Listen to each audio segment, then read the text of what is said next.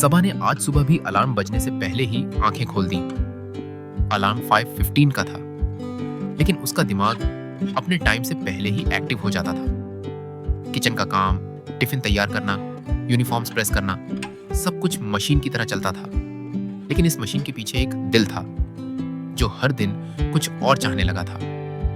सबा ने ग्रेजुएशन सिर्फ 2 साल किया था। शादी हुई तो यूनिवर्सिटी छूट गई और जिंदगी एक नए मोड़ पर आ गई।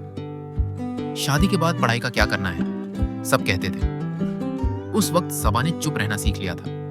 मां बनना आसान नहीं था, लेकिन उससे भी मुश्किल था खुद के सपनों को छोड़ देना। एक शाम बर्तन धोने के बाद जब सबा ने मोबाइल उठाया तो यूट्यूब पर एक एड सामने आया। घर बैठे अपनी पढ़ाई पूरी कीजिए, हाउसवाइफ्स के लिए ऑनलाइन लर्निंग। सबा थोड़ी देर तक उसे देखती रही। क्या वाकई अब भी कुछ मुमकिन है? रात को जब सब सो गए तो सबा ने गूगल पर सर्च करना शुरू किया। सरकारी ई लर्निंग स्कीम के तहत वो अपनी अधूरी ग्रेजुएशन घर बैठे पूरी कर सकती थी। अगले दिन उसने शोएब, अपने पति कालवेद से बात की। शोएब ने पहले हैरानी से देखा, फिर मुस्कुराया। अगर तुम इतने सालों बाद भी पढ़ना चाहती हो तो मैं क्यों रोकूंगा, हम सब तुम्हारे साथ हैं। अब सबा का रूटीन कुछ नया था। सुबह 5 बजे उठती, नाश्ता बनाती, बच्चों और शोएब को स्कूल और ऑफिस भेजती और फिर अपने लिए 2 घंटे निकालती। किचन का एक कोना उसकी क्लासरूम बन गया। लैपटॉप शोएब ने उसे गिफ्ट किया था। जूम क्लास शुरू होती, सबा डायरी लेकर नोट्स बनाती। शुरुआत में सब कुछ मुश्किल लगा, इंग्लिश एक्सेंट, असाइनमेंट्स, डेडलाइंस। लेकिन हर मुश्किल में उसने एक बात याद रखी, मैं सिर्फ माँ नहीं हूँ, मैं खुद भी कुछ हूँ। बच्चे शुरू में हंसी उड़ाते थे। अम्मी होमवर्क कर रही हैं, छोटी बेटी हानिया हंसकर कहती थी। लेकिन जब उन्होंने देखा कि अम्मी सच में मेहनत कर रही हैं, तो उनका व्यवहार बदल गया। अब जब सबा की क्लास होती तो दोनों बच्चे खुद ही शांत हो जाते। हानिया फ्रिज पर एक नोट चिपका देती, अम्मी की क्लास शांति बनाए रखे। बेटा अली उसके लिए चाय बनाकर लाता ताकि वो ध्यान से पढ़ाई कर सके। रात के 12 बज रहे थे। शोएब सो चुका था, बच्चे अपने कमरों में थे। सबा लैपटॉप के सामने बैठी असाइनमेंट पूरा कर रही थी। आंखों में नींद, हाथों में थकान, लेकिन दिल में एक नई रोशनी थी।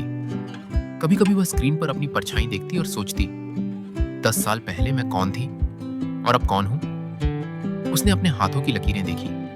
यही हाथ हैं जो रोटियां बनाते हैं, और अब रिपोर्ट्स भी। 3 महीने बाद जब पहला सेमेस्टर रिजल्ट आया तो सबा कुछ देर तक स्क्रीन को देखती रही। Grade A+। उसने चुपचाप दुआ की, फिर शोएब को दिखाया। शोएब की आंखों में गर्व था। मुझे पता था तुम कर लोगी, उसने कहा। उस रात उनके घर में नींद नहीं थी, सिर्फ खामोशी थी।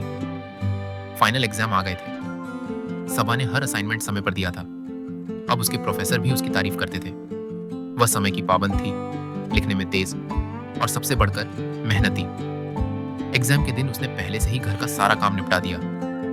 हानिया और अली उसके लिए लकी पेन लेकर आए थे। शोएब ने उसका एग्जाम सेटअप तैयार किया, पंखा, लाइट और शांति।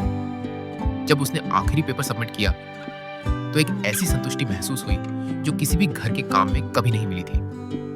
2 महीने बाद सबा ने ग्रेजुएशन पूरी कर ली। ऑनलाइन कॉन्वोकेशन था, यूनिवर्सिटी ने सर्टिफिकेट भेजे। शोएब ने घर पर छोटी सी पार्टी रखी। केक पर लिखा था, डिग्री वाली अम्मी, वी आर प्राउड। सबा ने सर्टिफिकेट उठाया और सोचा, ये सिर्फ एक कागज नहीं, मेरी पहचान है। 1 हफ्ते बाद एक लोकल NGO ने सबा को पार्ट टाइम ट्रेनर की जॉब ऑफर की।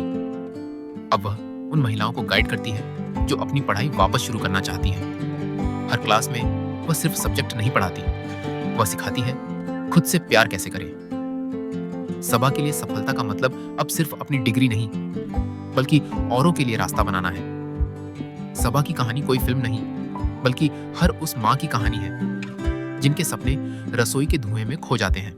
लेकिन अगर इरादा हो तो रोटियां बनाते हाथ भी किताब उठा सकते हैं। अगर हौसला हो तो माँ भी टीचर बन सकती है।